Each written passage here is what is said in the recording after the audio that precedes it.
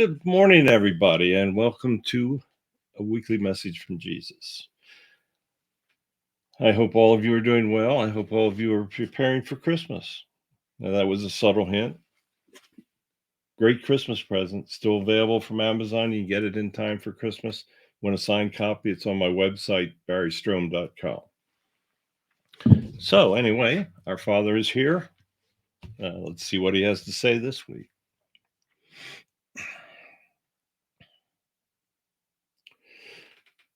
Good morning, everyone. Each week I come to you with a message. Now, I know all of you are out there preparing to celebrate my birth. In a little over a week, you will be celebrating Christmas. Not Xmas, not the holidays, but Christmas. You see, it's the birth, that is the time of the birth of Christ. So, Christmas, there you go. Don't let anybody tell you that it's not about me, because it is. The only reason that Christmas exists is because it's a time for you to celebrate my birth. My birth was my beginning. All stories have to have a beginning, and all stories have an end. With humans, birth is the beginning, and death is the second beginning. Because that's when your soul goes to heaven and you start another life. I know you humans think that death is the end, but it's not. It's only the preparation for your soul to return to heaven. But birth is a beginning. You can have new beginnings. Every day of your life can be a new beginning. You see, when you're born, you know nothing. You know how to breathe. You know how to lay there. You know how to have your mother feed you. But essentially, your mind is an open book. Now, what is written in that book is up to your parents or those around you. As you are young, you learn very, very rapidly. If your parents set a good example for you, let them know that a God exists, then you will be learning the proper things. If your parents show violence, if your father beats your wife, if all manner of things can take place around you, they can swear, they can cuss, they can take my name in vain. Many do. There are many things that they can do to influence a baby. If they take drugs as a child grows up, they're going to think drugs are fine, and that's going to destroy their life as well. So you see, the beginning is very, very important. The beginning is what teaches you right from wrong. I had incredibly loving parents. Mary and Joseph were incredible. They were nothing but love and goodness. Now, many children are not that lucky. Many children have parents that abuse them, wish they were never there, teach them God doesn't exist. Those children need to be helped. They can be helped through the school system. But if the school system also teaches that I don't exist, then that reinforces that idea for the children as they grow older. Maybe they go to college and those brilliant professors say, I can prove God doesn't exist because I'm so smart. I know everything. Well, by the time that poor child comes out of college, they absolutely know I don't exist. And they have learned the largest or biggest lie of mankind. I want to talk about the opportunity for new beginnings. Those children come out of college knowing I don't exist. Well, hopefully, as they gain adult experience, they understand that, well, maybe all those people that told me lies as I grew up weren't telling the truth. That is one of the best things that we can hope for from this side. And we try to influence that change of opinion through their guides. You see, the sad part is if they don't believe, they don't pray. If they don't pray, we don't, our hands are tied in what we can do to help them. We can keep coming to them. We let them dream, come to them in dreams, tell them, give them advice. There's many things we try to do. But if they don't believe, it's like water off a proverbial duck's back. It doesn't sink in. The first step is a new beginning towards understanding that I am everywhere. We want to help you, but you must take the first step. Free will. Free will can be great and it can be terrible. Many people use free will to tell others that I don't exist. That's a very bad thing.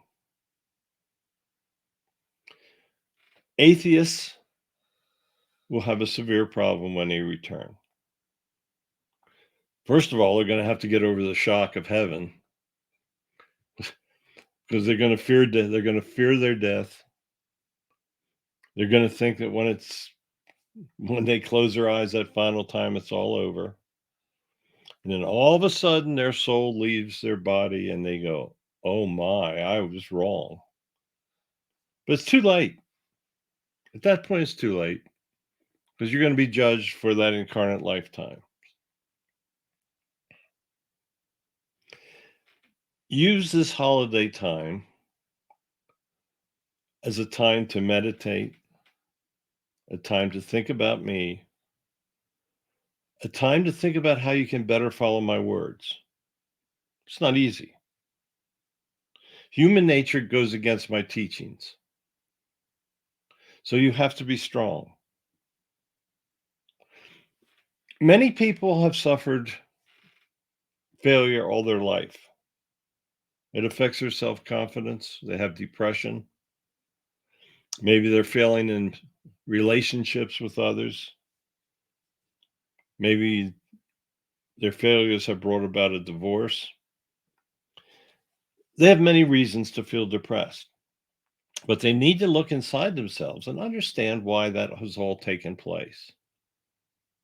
Ask yourself what you can do in the future to avoid the failures of the past. For one thing, avoid toxic environments. If you hate your job, you're not going to be happy. Find another job. If you hate your employer, same thing.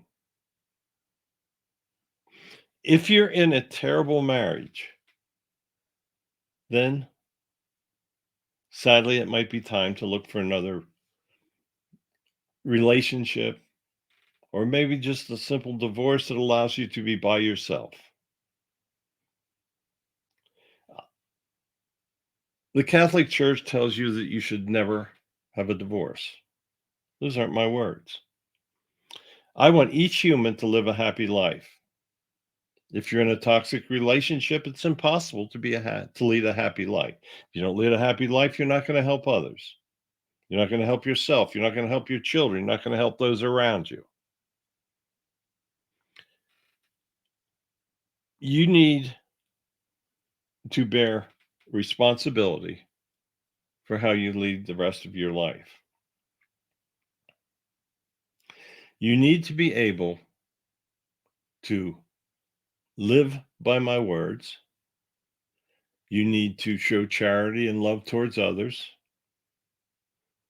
And you need to live in anticipation of the time that you return to heaven. Christmas gives you a wonderful time to think about all this.